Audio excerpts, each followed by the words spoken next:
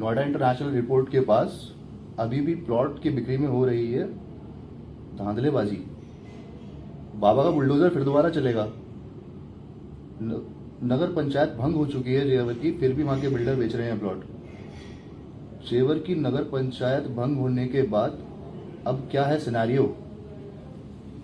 मैं अमन Bhardwaj, reality ministry से। ऐसे बहुत सारे सवाल, मेरी एक लास्ट वीडियो जो कि जेवर और टप्पल, जिसमें मैंने ये बताया था जहां पे कौन सी 3 जगह है जहां पे आपको नहीं लेना है, उस वीडियो पे इतने कमेंट्स आए हैं जिसमें हर एक व्यक्ति, हर एक व्यूअर केवल एक ही सवाल करता है कि वहां पे कहाँ लेना चाहिए और इन 3 लोकेशन के अलावा कौन सी जगह है ऐसी जहां पे प्रोजेक्ट्स अच्छे हों और वो निवेश कर पाए, या फिर पर्टिकुलर सीधे सीधे प्रोजेक्ट का नाम कि क्या इस प्रोजेक्ट में निवेश करना ठीक रहेगा या नहीं। देखिए हो क्या रहा है मैं बताता हूं पहले आपको। एक और चीज है, एक और अपडेशन है इसके अंदर जिसकी जानकारी मैं आपसे साझा कर रहा हूं आज। बहुत बड़ा रीजन है इसके पीछे, क्योंकि मेरे पास आज मैंने नोटिस किया काफी व्यूअर्स, काफी क्लाइंट्स, काफी लोग ऐसे हैं जिनको ये बात पता ही नहीं है। लास्ट ईयर 24 नवंबर 2022 में योगी जी ने जो नगर पंचायत थी टप्पल के अंदर, उसको भंग कर दिया था।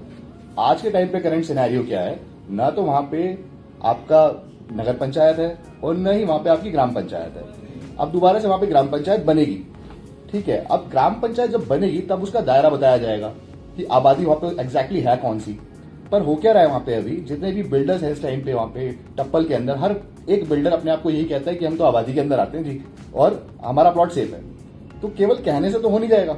जब तक कोई नोटिफिकेशन नहीं आता हमारे पास ईडा के थ्रू या फिर यूपी गवर्नमेंट के थ्रू कि कौन कौन से खसरे ऐसे हैं, कौन कौन सा एरिया ऐसा है जो कि लॉजिस्टिक हब में चला गया। ये बात सबको पता है, 1540 एकड़ का देखिए वहां पे लॉजिस्टिक हब आना है। तो अब उस 1540 एकड़ में कौन कौन सा पोर्शन है टप्पल का जो कि वहां पे चला जाएगा।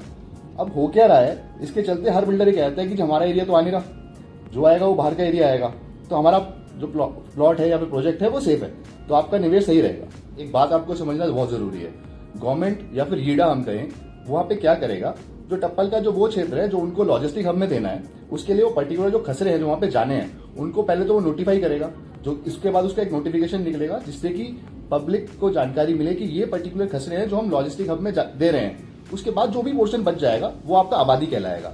न कि ऐसा अब जनरली लोग क्या सोच रहे हैं अभी भी कि कौन कौन से खसरे हैं जो आपकी आबादी के अंदर रह जाएंगे, जबकि ऐसा होने नहीं वाला है, क्योंकि ऐसा होता भी नहीं है। हमेशा गवर्नमेंट वही एरिया बताती है जो वो एक्वायर करके, नोटिफाई करने के बाद एक्वायर करके आपका लॉजिस्टिक हब के लिए दे देगी। अब एक और चीज है, वहां पे फिर भी इतने क्योस होने के बावजूद भी लोग इतना इन्वेस्टमेंट के लिए क्यों वहां पे, ऐसा क्या रीजन है कि लोग उसी एरिया को ज्यादा प्रेफर कर रहे हैं। ये बहुत बड़ा क्वेश्चन है आज के टाइम पे।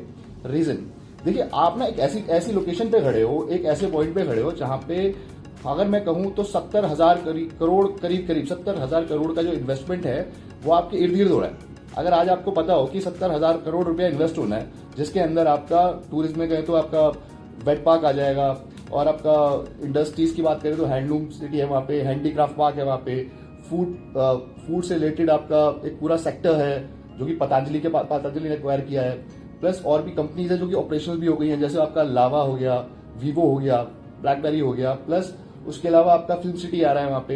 एयरपोर्ट तो अपने आप में एक चार्म है ही है देखिए।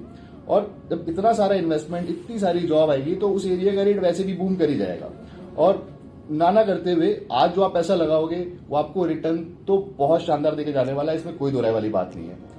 बट फिर भी वहां पे इतना क्योस क्यों है, ये एक सबसे बड़ा सवाल है। ये तो हमें पता चल गया कि वो एरिया इतना अच्छा है, और आज के समय में हमें ये भी पता है कि वहां पे कौन सी 3 जगह थी और एक प्लस ये चौथी जहां पे आपको निवेश नहीं करना। तो 3 में एक बार वो दोबारा रिवाइज कर देता हूँ, आपको शायद अगर थोड़ा बहुत भी डाउट हो तो आपको क्लियर हो जाएगा। क्योंकि मेरी आपकी तरफ से एक कंप्लेंट भी थी काफी व्यूअर्स की कि मेरी लास्ट वीडियो में आवाज थोड़ी सी क्लियर नहीं आ रही थी, तो मैं शॉर्ट में बता देता हूँ। देखिए 3 जगह वो थी जो मैंने अपनी लास्ट वीडियो में बताई थी। पहली थी कि जो यमुना एक्सप्रेस वे जा रहा है उसके 300 मीटर राइट और 300 मीटर लेफ्ट में आपको कोई भी प्रॉपर्टी नहीं लेनी, क्योंकि वो एरिया ट्रांसपोर्टेशन के लिए एक्वायर हो जाएगा और वहां पे लैंड पूलिंग की पॉलिसी है। दूसरी चीज, जो भी एरिया जो वहां पे नगर पंचायत थी पहले, जो कि अब नहीं है, ठीक है, उसके बाहर जो एरिया था वो सारा का सारा लॉजिस्टिक हब में चला जाएगा, तो वहां पे आपको नहीं लेना। क्योंकि वहां पे पहले उन्होंने नगर पंचायत अनाउंस किया था, तो नगर पंचायत का वहां पे बोर्ड लगा हुआ था सीमा प्रारंभ और सीमा खत्म का, तो उसके अंदर का एरिया नगर पंचायत के अंदर का कहलाता था। साथ ही साथ तीसरी और इंपॉर्टेंट चीज थी कि जो भी जमीन आप ले रहे हो, देखिए बुलेट में आपको नहीं दिखेगा कि उस जमीन के अंदर पट्टे हैं या नहीं है। अब वो जो पट्टे देखने होते हैं वो आपको खुद ही जाना पड़ेगा तहसील के अंदर, उस पर्टिकुलर खसरे का नंबर आपको पता होना चाहिए। आप वहां पे जाइए, उसकी जानकारी लीजिए कि क्या मैं वो जमीन तो नहीं खरीद रहा हूँ, या उस जमीन के लिए अपनी हार्ड एंड मनी तो नहीं दे रहा जिसके अंदर ऑलरेडी पट्टे हैं जो कि ट्रांसफरेबल ही नहीं है, जिसको आज नहीं तो कल गवर्नमेंट एक्वायर कर ही लेगी।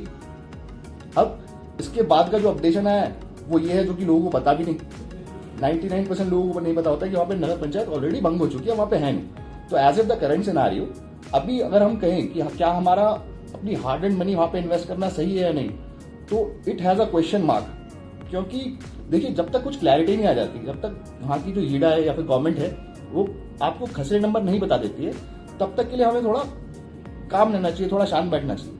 इन्वेस्टमेंट हम आज की जगह कल करेंगे तो भी वो फ्रूटफुल निकल के आ जाएगी, लेकिन कल हमारे पास कम से कम क्लैरिटी होगी कि जिस जगह पे आप अपना पैसा लगा रहे हो या हम अपना पैसा लगा रहे हैं तो वहां पे रिटर्न आएगा ही आएगा, और वहां पे कोई फ्रॉड नहीं होगा, वो इन्वेस्टमेंट अच्छी निकल के आएगी। देखिए, लोकेशन तो प्रोमिनेंट है, इसमें कोई दो राय वाली बात नहीं है। सब पास ही एक बंगलो खाली है जिसका रेट पल पल बढ़ता जा रहा है।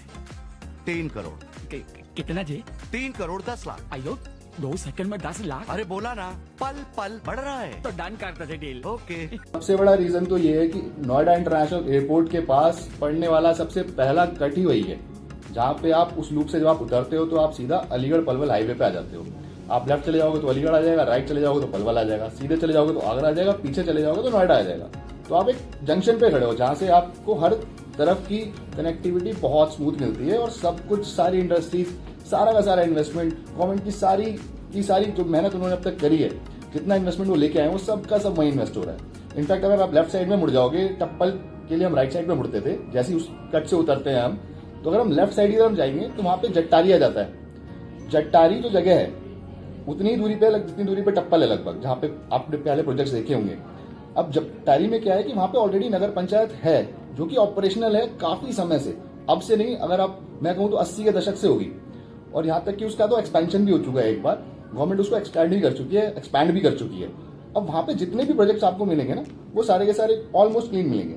होता है ओवर एंड अबव ना, मेजरली एक चीज समझनी बहुत ज्यादा जरूरी है। अगर आप अपनी हार्ड एंड मनी लगा रहे हो, जिसको आपने परसों कमाया है और अब उसको कहीं इन्वेस्ट करने आप जा रहे हो, तो कुछ बुलेट पॉइंट्स हैं जिनको आपको बहुत बाइबल की तरह फॉलो करना है, गीता की तरह फॉलो करना है उसको। आप ये मानिए, आप अगर मैं कहता हूँ मैं एक प्रॉपर्टी खरीदने जा रहा हूँ आज के समय पे, तो वहां पे सबसे पहली चीज मैं क्या देखूंगा, वो जो पर्टिकुलर एरिया है, वो जो सोसाइटी है, वो जो टाउनशिप है, क्या उसका नक्शा वहां की नगर पंचायत से अप्रूव है या नहीं है। पहली चीज, अगर वो अप्रूव है तो मुझे अगला स्टेप लेना चाहिए।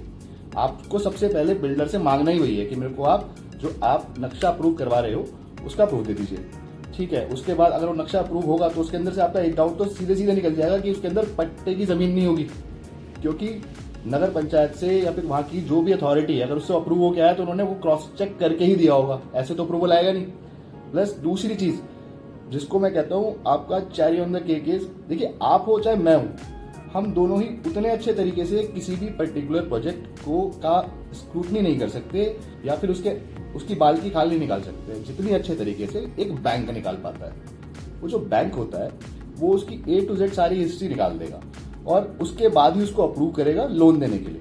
अगर पर्टिकुलर प्रोजेक्ट में आपको लोन मिलता हो, विच इज अमेजिंग, उसके बाद तो 99.9% सवाल फिर भी खत्म हो जाते हैं। अब बात आती है कि जहां पैसा इन्वेस्ट कर रहे हो उसकी अमेनिटीज क्या है, जबकि हम शुरू कैसे करते हैं विपरीत, वहां पे आएगा क्या अमेनिटीज क्या है, इसको जबकि हमें सबसे आखिरी में रखना चाहिए। सबसे पहले लीगैलिटीज पकड़िए आप, लीगैलिटीज अब जैसे क्लियर होते हैं फिर आप अमेनिटीज पे आइए कि वहां पे देखिए अगर मैं आज कहीं पे भी इन्वेस्ट करता हूँ तो मैं जरूर चाहूंगा कि उसके अंदर की रोड चौड़ी हो, ऐसा नहीं कि वो 15 फुट 20 फुट की रोड हो जहाँ पे कल को मैं गाड़ी भी खड़ी करूँ तो 2 गाड़ी ना निकल पाए एक साथ गली के अंदर। तो छोटी छोटी चीजें हैं, आपको इन चीजों को नोटिस करना चाहिए। अब जट्टारी में मैंने जगह का नाम बताया आपको, वहां पे है एक प्रोजेक्ट ऐसा जो कि काफी अच्छा है, जिसके अंदर आपको 50 फुट की स्पाइन रोड मिल जाती है जो कि पूरे जट्टारी या फिर पूरे टप्पल में नहीं है, और उतने ही नजदीक जितनी नजदीक आपका टप्पल रहा, एरिया सबसे पास है, सारी की सारी इन्वेस्टमेंट वही हो रही है और अपॉर्चुनिटी भी वही है। और इनफैक्ट जो अब तक अप्रिसिएशन भी आया है वो मेजर टप्पल में नहीं आया, वो आपका जट्टारी में ही आया है। तो हाइप नहीं है उस एरिया की, क्योंकि वहां पे मेजरली बिल्डर्स है नहीं, मेजरली जितने भी बिल्डर्स थे वो टप्पल की तरफ थे, क्योंकि वहां पे जमीन सस्ती थी, पट्टे की जमीन उठाई, बेच दिया, फ्रॉड हुआ, बिल्डर चला गया, गायब। नुकसान किसका हुआ? क्लाइंट का हुआ। तो उन सब चीज़ों पे थोड़े टाइम के लिए काटा मारिए, क्योंकि ऐसी जगह पे इन्वेस्ट करके होता कुछ नहीं है, सुकून ही नहीं मिलेगा आपको। तो उसके लिए आप वेट करो। टप्पल में जब आप वेट करोगे तो आपको थोड़ी देर बाद में क्लैरिटी मिल जाएगी, आपको पता लग जाएगा कौन कौन सा एरिया है जो लॉजिस्टिक हब के लिए जा रहा है, और उसके बाद तब वो इन्वेस्टमेंट खिल के निकल के आएगी।